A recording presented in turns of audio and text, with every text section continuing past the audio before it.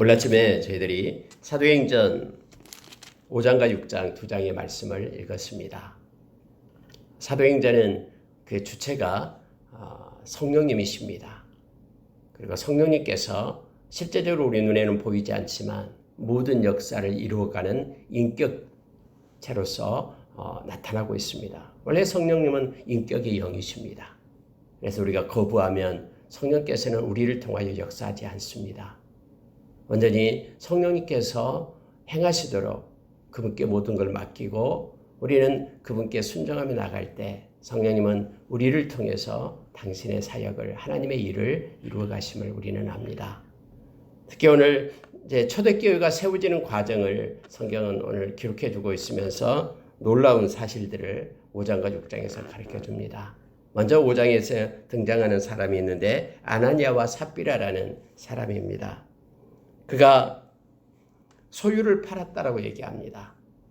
원래 초대교회는 서로의 물건을 통용하고 너 것 내 것 없이 분배하면서 가난하고 또 소외받은 사람들에게 가진 것들을 공급하고 필요를 채우는 그러한 아름다운 공동체였습니다. 그런데 이게 아나니아와 삽비라도 뭔가 자기의 소유를 팔아서 땅을 팔아서 그 공동체를 위하여 그렇게 그 금액을 이렇게 사용하려고 했던 것 같습니다. 그래서 아나니아와 삽비라가 밭을 팔아가지고 그 값을 성경에 보니까 2절에 얼마를 감춤해 그 아내도 알더라. 또 얼마만 가져다가 사도들의 발 앞에 뒀다라고 말합니다. 우리가 어떤 소유를 팔고 절반 정도는 자기가 가져가고 절반 정도는 뭐 그거 가지고 봉사하고 이렇게 헌신할 수가 있죠. 그래서 절반 정도는 감춰놓고 절반 정도 가져다가 이제 사도들 앞에 두었다라고 말합니다. 근데 여러분 놀라운 사실이 하나 나타납니다. 3절에 보면은요. 베드로가 이르되 아나니아야 어찌하여 사탄이 내 마음에 가득하여 네가 성령을 속이고 땅값 얼마를 감췄느냐. 땅이 그대로 있을 때에는 네 땅이 아니며 판 후에도 내 마음대로 할 수가 없더냐. 어찌하여 이 일을 네 마음에 두었느냐. 사람에게 거짓말한 것이 아니요 하나님께로다. 이렇게 말합니다. 이 말씀의 내용을 토대로 해서 보면 아나니아와 삽비라가 땅을 팔았는데 얼마를 몰래 감췄어요? 그 땅도 역시 아나니아와 삽비라의 땅이에요. 자기 땅이에요. 그런데 그 판 금액을 가지고 사도들 앞에 주면서 사도들로 하여금 그렇게 말했겠죠. 이게 땅을 판 전부입니다. 이걸 가지고 많은 가난하고 어려운 사람들 도와주십시오 하면서 그렇게 얘기를 했겠죠. 그러니까 네가 거짓말했다라고 말하는 거예요. 팔기 전에도 너 거고 판 후에도 네 마음대로 할 수 있는데 왜 거짓말을 하냐 이거예요. 그러면서 하는 얘기가요. 어찌하여 이 일을 내 마음에 두었느냐. 사람에게 거짓말한 것이 아니요 하나님께 거짓말했다라고 지금 베드로 사도가 그렇게 얘기하는 거예요. 네가 성령을 속이고 네 안에 사탄이 가득했다라고 말하는 거예요. 여러분 원래 예수님께서 우리에게 가르쳐 줬듯이 이 거짓의 아비는 사탄이었거든요. 그래서 이 사탄이 처음에 에덴 동산에서 아담과 하와를 그렇게 속여대잖아요. 거짓말로 하나님과 같이 될 것이다 하면서 속여서 죄를 짓게 했던 것을 보게 됩니다. 동일하게 여러분요 이걸 생각해야 됩니다. 이 사탄이 이제 교회가 세워지게 되고 이제 하나님께 영광 돌리는 아름다운 공동체가 세워져 가니까 이대로 되면 안 된다라는 거예요. 그래서 이 아나니아 마음속에 사탄이 들어온 거예요. 야, 그거 네 거잖아. 그거 원래 네 건데 그 아깝게 그걸 다 팔았으면은 그걸 왜 다 가난한 사람 줘야 돼? 아니야, 얼마를 감추어. 사람들 몰라. 그리고 나머지만 갖다 줘. 그리고 나머지 절반은 네가 먹고 살면 되잖아. 하면서 그럴싸한 이유로 하면서 이러한 거짓된 마음을 마음속에 넣었을 거예요. 근데 여러분 하나님께서는 오늘 베드로를 통해서 성령께서 그렇게 하신 거죠. 네가 성령을 속였다라고 말하는 것은 성령님께서 베드로의 마음속에서 지금 다 알게 하고 깨닫게 하고 나타내고 있는 것을 보게 됩니다. 교회가 세워지는 것을 방해하는 악한 세력 이것을 하나님께서는 지금 책망하고 또 심판하고 있는 내용을 우리가 보게 됩니다. 여러분 만약에요 이때처럼 지금도 역시 거짓말을 할 때마다 하나님께서 이렇게 엄한 벌로 다스린다면은 이 세상에 하나님 앞에 설 자가 누가 있겠습니까? 거짓말 한마디 안 하는 사람이 누가 있겠습니까? 그런데 이때는 교회가 세워지는 과정 속에 있기 때문에 하나님께서 지금 이러한 과정 속에 거짓되고 잘못된 것들이 들어오는 것을 용납하지 않는 것입니다. 교회는 깨끗하고 순결하고 하나님 보시기에 아름답게 세워져 가야 됨을 이 말씀을 통해서 봅니다. 정직해야 됨을 성경 우리에게 가르쳐주죠. 여러분, 반대로 우리가 이 말씀을 가지고 제가 묵상을 하면서 그 생각을 했습니다. 여러분, 이렇게 거짓말 한마디 하는 것에 대한 대가가 이렇게 사망이고 죽음인 것이, 이것이 성경이 말하고 있는 공의예요. 그래서 여러분, 그러면 우리가 거짓말하고 때로는 죄를 짓고 하는데 그에 대한 심판이 지금 이 유보되고 있고 미뤄지고 있는 것은 하나님의 은혜인 거예요. 바꿔 얘기하면은 우리가 거짓말 한마디 할 때마다 이 아나니아와 삽비라처럼 죽어야 마땅할 그러한 죄인데도 불구하고 하나님께서 그 죄의 이 정죄함, 이 심판을 지금 미루고 있는 거예요. 우리로 하여금 회개할 수 있는 기회를 주기 위하여. 그래서 우리가 이 세상에서 이 죄가 얼마나 무서운 것인가를 다시 한번 이 말씀을 보면서 우리가 깨닫게 되는 겁니다. 하나님 너무하시네. 이게 아니에요.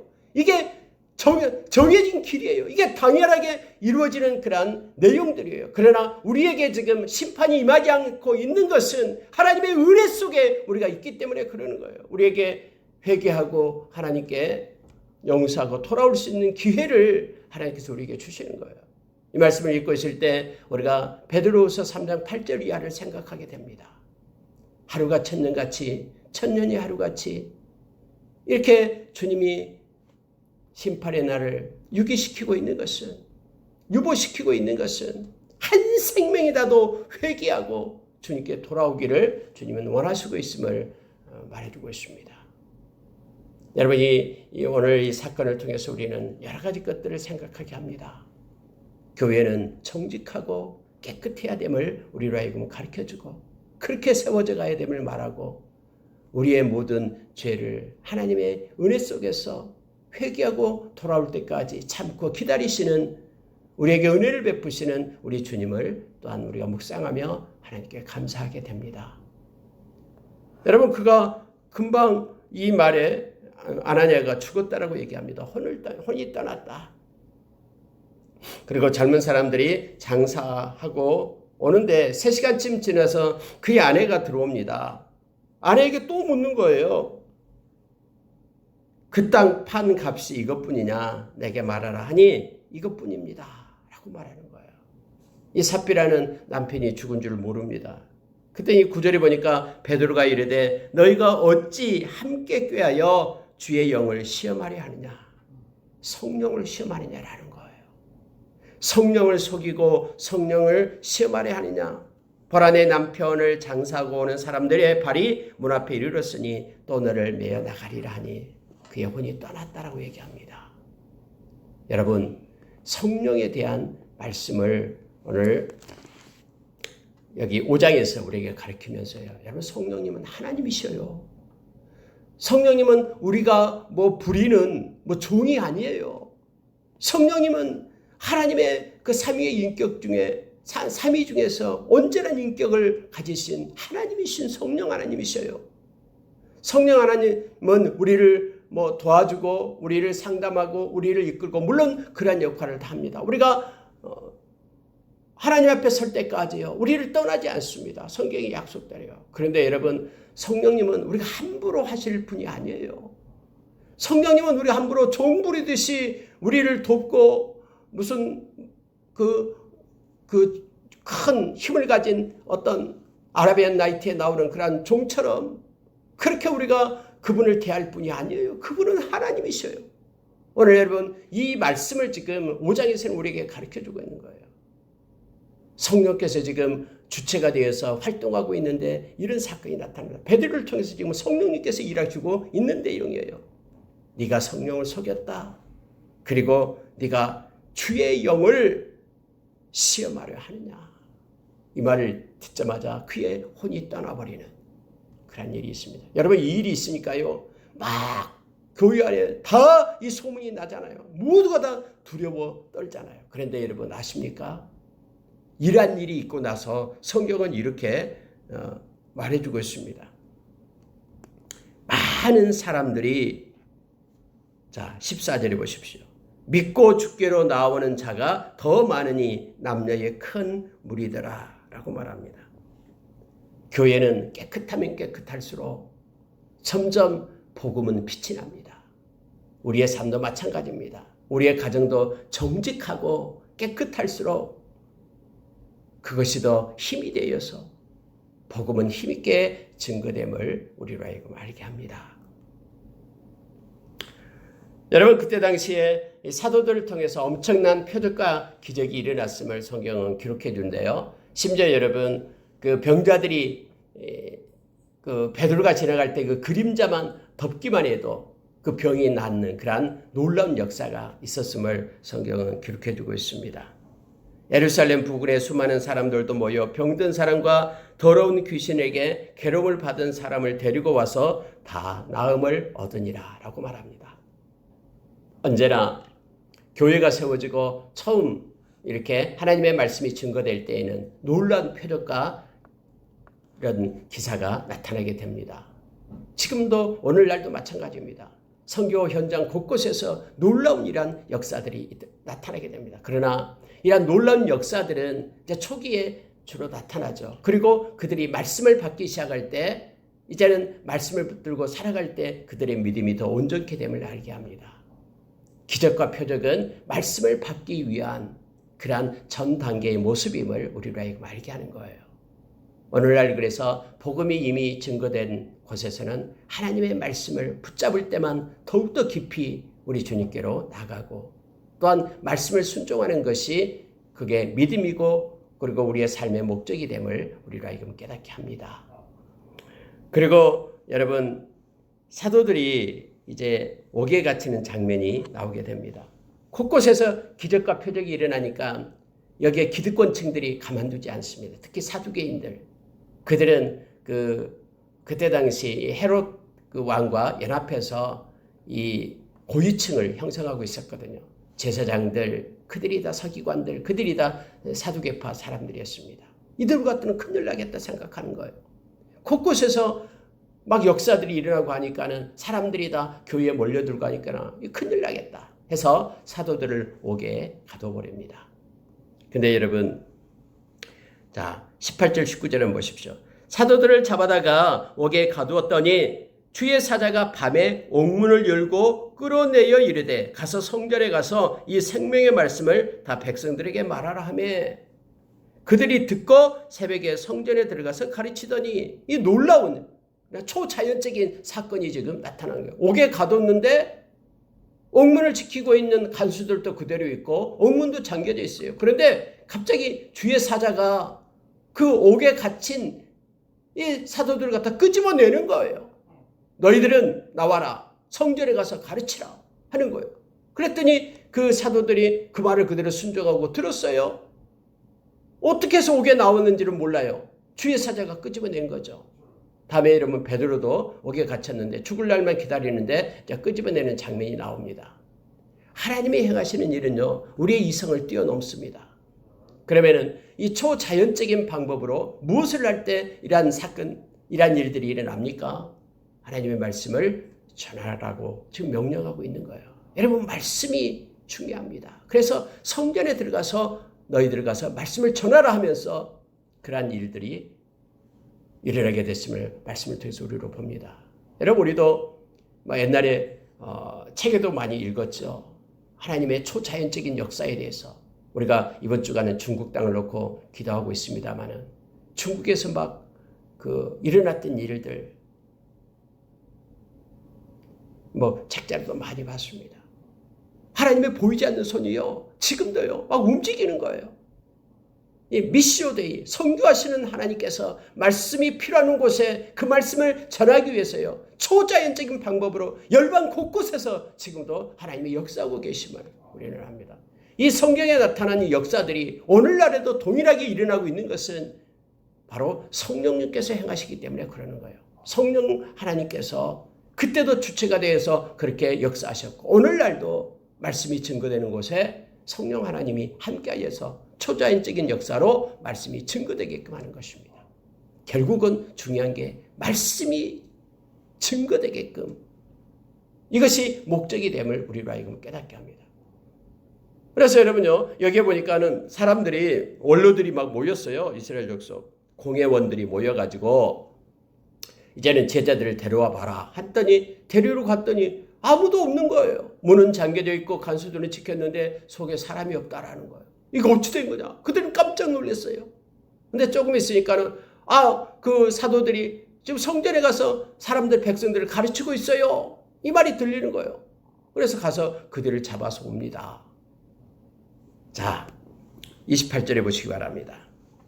공회 앞에 세우고 대제사장이 이렇게 물어 말합니다. 우리가 이 이름으로 사람을 가르치지 말라고 언급하였으되 너희 가르침을 예루살렘에 가득하게 하니 이 사람의 피를 우리에게로 돌리고자 함이로다 라고 말하는 거예요. 여러분, 근데 여기서 우리가 한 가지 말씀을 보게 됩니다. 이 대제사장들이 뭐라고 얘기했냐면요, 이 사람의 피를 우리에게로 돌리고자 함이로다. 너희들이 가르치고 있으니 이 사람의 피를, 이 사람이 누구예요? 예수님이죠. 예수님의 피를 우리에게로 돌리고자 함이로다 라고 말하는 거예요. 근데 여러분, 우리가 잘 알잖아요. 십자가에 못 박힐 때에 빌라도가 손을 씻으면서 나는 이 피에 대해서 죄가 없다. 너희들이 받아라. 그러니까는 막 거기에 있는 무리들이 뭐라고 얘기합니까? 알겠습니다. 우리가 그 피를 받겠습니다. 우리 자손들이 그 피값을 받겠습니다라고 얘기하는 거예요. 근데 이제 와서 말하는 것은요, 이 사람의 피를 너희가 우리에게 돌리고자 합니다. 백성에게 막 가르치고 하니까 예수가 죽은 것이 우리 때문이다 지금 말하고자 합니다. 라고 지금 말하고 있는 거예요. 사람이 이처럼 간사해요. 그 때를 따라서요. 그때마다 이렇게 변덕스럽게 변하는 거예요. 베드로가 말합니다. 사람보다 하나님께 순종하는 것이 마땅하니라. 지금 우리가 하고 있는 일은 사람이 시켜서 하는 일이 아니다. 우리는 옥에 갇혔는데 주의 사자가 왔어. 하나님이 와서 우리를 끌어내서 이곳에 세웠다. 그러니 우리가 하나님의 말씀에 순종하면서 이곳에 선 것이 마땅하다라는 거예요. 이것이 마땅하다라고 말합니다. 그렇습니다.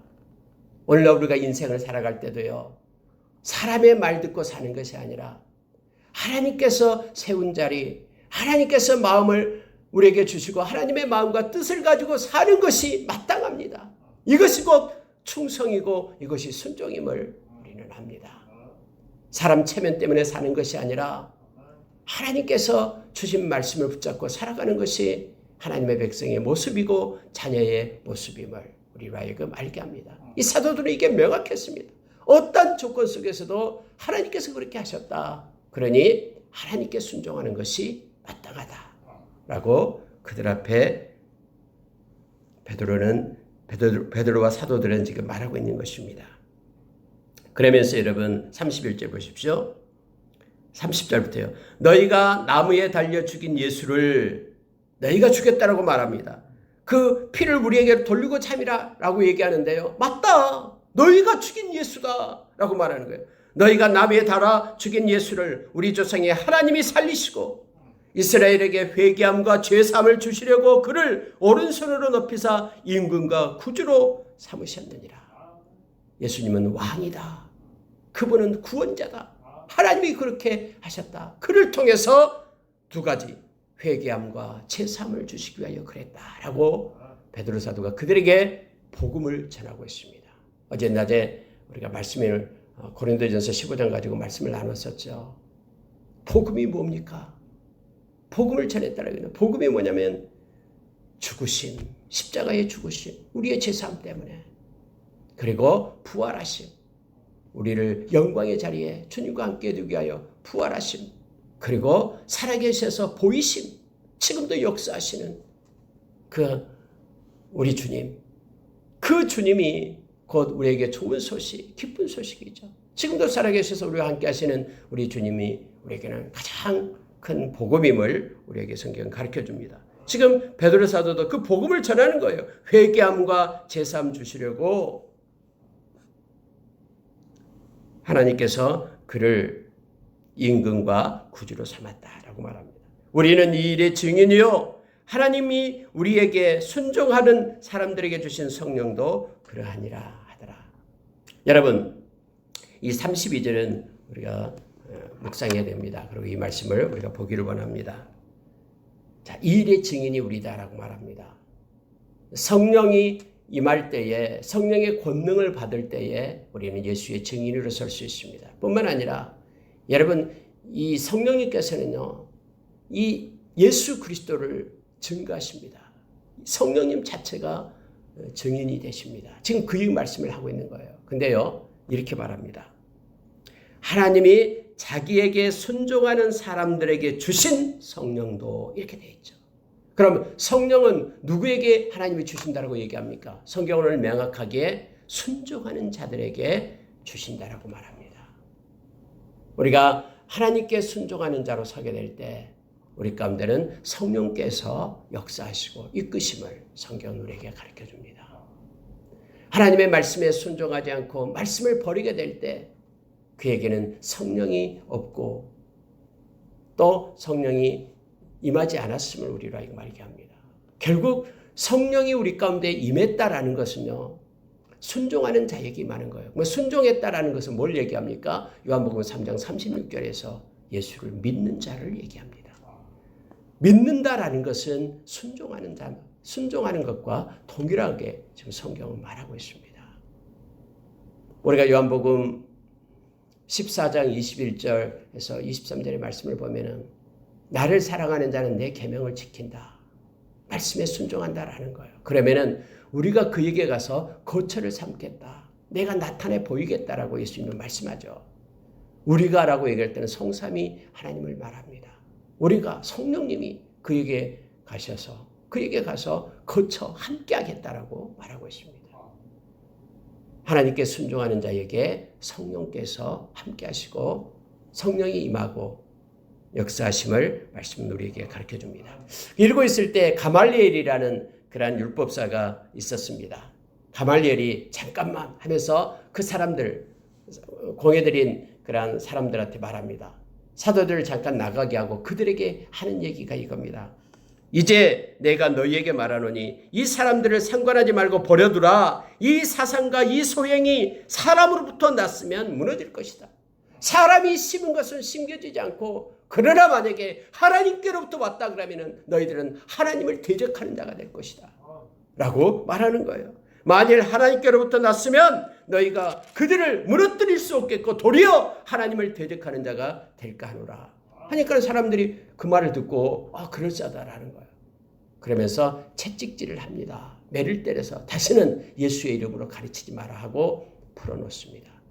네, 여러분 41절은 우리가 이 세상에서 고난받을 때 어떤 우리가 태도와 마음을 가져야 되는지를 성경은 가르쳐줍니다. 41절 보십시오.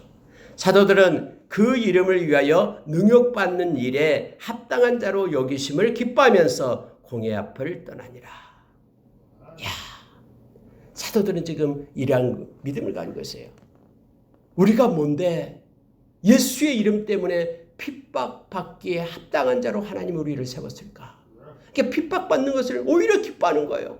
다른 사람을 핍박받게끔 하는 그런 것을 다른 사람에게 하지 않고 아니 우리가 뭔데 그 영광스러운 핍박의 자리에 우리를 세웠을까?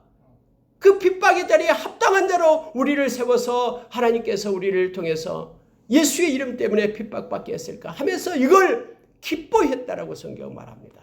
여러분 이게 우리가 고난이 오고 믿음 생활할 때 힘들 때 우리가 가져야 될 그 합당한 자세임을 우리에게 가르쳐주는 거예요. 아무나 예수의 이름 때문에 핍박받는 자리에 세우지 않아요. 하나님께서는 거기에 합당한 자를 세웁니다. 그래서 우리가 때로는 하나님의 영광을 위하여 고난이 오고 힘든 일이 닥칠 때요. 우리는 하나님께 하나님 감사합니다. 내가 뭔데 예수의 이름 때문에 핍박받는 자리에 나를 택해서 세웠습니까? 너무너무 감사합니다.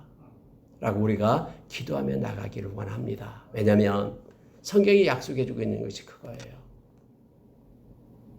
예수님께서도 마태복음 5장에서 우리에게 말씀해 줬죠. 너희들이 내 이름 때문에 핍박을 받을 때 기뻐하며 춤춰라라는 거예요. 하늘에서 너희 상이 큼이라. 너에게 상 주기 위하여 하나님이 그 고난의 자리에 너를 세웠다라는 거예요. 그러니 너희는 기뻐하고 즐거워하라라고 우리로 하여금 기뻐서 춤출 것을 지금 성경 우리에게 가르쳐주고 있는 거예요. 지금 제자들이 진짜 그랬거든요. 막 채찍에 맞고 핍박받고 하니까는 하나님 우리가 뭔데 이 고난의 자리에 합당한 자로 우리를 여겨서 세웠습니까? 너무너무 감사합니다 라고 지금 행했음을 보게 됩니다. 여러분 6장에 가면은요 또 하나의 이제 교회가 세워지니까는 이제 사건이 터지게 되는데 그 사건이 뭐냐면 이거예요. 구제입니다. 그때 당시 가부들은 나가서 돈을 벌 수 있는 방법이 없어요. 그래서 누군가의 도움을 받고 사는데 교회에서 이 가부들을 도와줬습니다. 근데 가부들 사이에 이 헬라파 가부인이 있고요. 가부가 있고요. 히브리파 가부가 있어요. 히브리파는 이제 유대인들이고 헬라파는 이제 그 이방인들을 얘기하죠. 근데 특히 여기 보니까 자기의 가부들이 매일의 구제에 빠짐으로 히브리파 사람을 원망하니 해서 헬라파 유대인들이 있는데 헬라파 유대인들의 가부들에게는 구제가 잘 안 됐나 봐요. 이게 구제에서 빠지니까는 막 원망하는 거예요. 왜 공평하지 왜 그러냐? 내가 지금 차별하냐 하면서 서로 이렇게 막 다툼이 일어난 거예요. 교회 안에서. 그랬더니 사도들이 이걸 깨닫게 되는 겁니다. 자, 2절에 보십시오. 이건 우리에게 중요한 것을 가르칩니다. 12사도가 모든 제자를 불러 이르되 우리가 하나님의 말씀을 제쳐놓고 접대를 입사는 것이 마땅하지 아니하니. 여러분 이렇게 분명하게 진단을 합니다. 오늘날도 동일해요. 만약에요 교회에서 말씀 전하는 것이 주 목적이 되지 않으면 이렇게 분란이 일어납니다. 무슨 사업, 무슨 일, 무슨 구제, 무슨 섬김 이것이 앞서면 안 돼요. 그러면 반드시 이처럼 서로 원망하고 불평하고 이렇게 파가 갈라지게 돼 있는 거예요. 그러나 말씀이 가장 프라이어리티 우선순위가 되어서 말씀 전하는 일에 전무하고 생명의 말씀을 전개하게 될 때 하나가 됨을 알게 합니다. 그래서 사도들은 이걸 깨닫고 야 우리가 잘못했다 하면서 우리는 말씀을 제쳐놓고 접대를 일삼는 일을 했다라고 말하는 거예요. 그래서 교회는 성경 공부, 말씀 나누고 말씀을 가지고 또 묵상하고 암송하고 이러한 일에 먼저 우선해야 됨을 알게 합니다. 그래서 사도들이 이걸 깨닫고 이렇게 말합니다. 이제는 성령과 지혜가 충만하여 칭찬받는 사람 7을 택하라. 이제 집사를 세우는 거예요. 7 집사를요. 자, 4절에서 우리는 오로지 기도하는 일과 말씀 사역에 힘쓰리라 하니. 기도와 말씀 이겁니다. 그리고 기도와 말씀은요 같이 떼어놔서는 안 됩니다. 어떤 사람은 나는 말씀만 본다라고 얘기하는데 기도 뭐 하려고 하냐고 하나님이 알아서 해준다고 하는데 그게 아니에요. 예수님께서 우리에게 기도의 본을 보이셨고요. 기도할 때 성령께서 주신 마음을 가지고 또 말씀을 우리에게 기도 중에 우리에게 주신 말씀을 가지고 우리가 삶 가운데 행할 수 있잖아요. 그리고 여러분 우리가 잘 아는 디모데전서 4장 5절에서도요. 말씀과 기도로 거룩하여진다라고 말합니다. 우리를 거룩하게 할 수 있는 것은 2가지예요. 말씀과 기도. 그래서 우리가 말씀을 읽고 묵상하고 말씀 가운데 주님을 만나고 기도 가운데 성령님께서 인도하심을 받고 그래서 여러분 이 사도들이요 이걸로 돌아오는 거예요. 오로지 기도하는 일과 말씀 사역에 힘쓰리라 라고 말합니다. 모든 문제의 해결은 말씀과 기도에 있습니다. 어떤 문제가 발생할 때마다 우리는 말씀으로 돌아오고 기도의 자리에 앉아야 됨을 지금 성경 우리에게 가르쳐주고 있는 거예요. 그러면서 7명을 택합니다. 믿음과 성령이 충만한 사람 스데반, 빌립, 브로고로, 니가노르, 디몬, 또 바메나 그리고 니골라를 택합니다.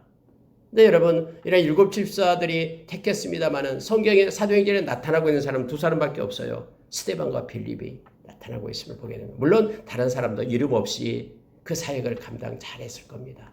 근데 스데반과 빌립은요 구제하는 일 때문에 택한 것이 아님을 또 알게 되죠. 왜냐하면 다음에 스데반이 성령이 충만해서 하나님의 말씀을 전하다가 순교자가 되잖아요. 빌립도 역시 곳곳에서 하나님의 말씀을 전하는 자로 바꿔지게 됩니다. 우리가 이 구제하고 섬기고 하는 일 때문에 집사들을 세웠는데 이 성경에서요. 근데 그들이 성령이 충만해가지고 도리어 말씀의 통로가 되고 하나님의 말씀을 힘있게 증거하는 자가 되었음을 우리는 이 성경 말씀을 통해서 우리가 알게 됩니다. 모든 이들이 하나님의 말씀의 통로가 되고 기도해야 됨을 또한 깨닫게 합니다. 여러분 이렇게 해서 15절에 보니까요. 공회 중에 앉은 사람들이 다 스데반을 주목하여 보니 그 얼굴이 천사의 얼굴과 같더라 해서 스데반이 모든 사람들을 말로 다 이겨버립니다. 논리적으로. 그리고 성령이 충만했기 때문에 그들이 어떻게 할 수 있는 방법이 없어요. 그래서 거짓말로 속여가지고 고발을 합니다. 스데반이 그래서 잡혀가게 되고 다음에 이제 7장에 가서 내일 새벽에 스데반의 설교가 나옵니다. 참 너무너무 깊고 또 성경에 대해서 알고 있는 그러한 설교가 스데반의 설교가 7장에 나타나게 됩니다. 이 설교가 끝나고 스데반은 돌을 맞아서 순교하는 장면이 나오게 됩니다. 말씀을 마치겠습니다. 오늘 여러분 초창기 교회가 세워질 때 나타나는 두 가지 현상을 말씀을 통해서 보았습니다. 첫째는 이 거짓이 들어와서 교회를 깨하게 될 때 성령님께서는 단호하게 아나니와 삽비라를 정지하고 세웠음을 알게 합니다. 어디를 가든 거짓이 들어오게 될 때는요. 이 거짓의 합이 악한 자가 활동하고 움직이는 거예요. 그래서 올곧고 정직한 모습으로 교회가 깨끗하게 되는 것이 능력임을 우리에게 가르쳐줍니다. 가정도 똑같습니다. 우리 개인도 똑같고요. 디모데후서 2장 20절 이하에서 우리의 그 그릇 속을 깨끗하게 비워서 깨끗하게 비워진 그 그릇이 주인의 쓰심에 합당하다라고 우리에게 가르쳐줬듯이 우리가 늘 예수님의 보혈로 회개함으로 하나님 앞에 깨끗한 그릇 되어 쓰심에 합당한 자가 우리가 되기를 원합니다. 그리고 또 하나 6장에서는요. 말씀과 기도가 교회에서 가장 중요한 것임을 우리로 하여금 알게 하고 이것에 집중하며 붙들고 살 것을 말합니다. 함께 기도하겠습니다.